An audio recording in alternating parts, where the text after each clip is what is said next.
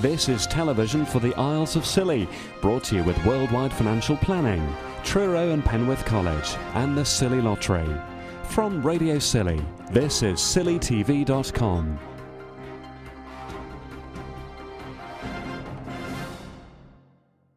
A leading archaeologist claims that our islands were created from one large landmass due to a sea level rise much earlier than previously thought. For years, the work of Professor Charles Thomas claiming the islands were formed from one in the 1400s or 1500s was accepted. But last week, students from universities in Cardiff, Plymouth, Aberystwyth and Exeter joined the Cornwall Council archaeologist Charlie Johns to continue trying to see when the rise occurred.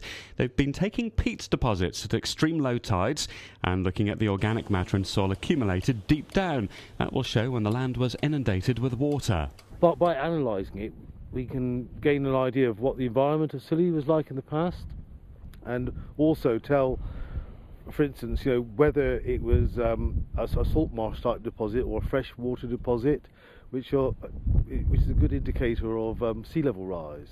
The archaeologists came to the islands last summer to undertake similar work, but Charlie says the extremely low tides this year meant there was a benefit in revisiting. We took some samples last year, and this year we've come over and visited other sites, and we've revisited Porthmelon today and Crab's Ledge on Tresco earlier this week, because the tide wasn't sufficiently low last year, and we come back when the tide is at its lowest this year. There's been much debate over whether markings seen at extreme low tide, particularly around Samson, were the remnants of fish traps or field boundaries. Charlie says there's still some uncertainty, and it's doubtful that anybody will ever have a firm answer.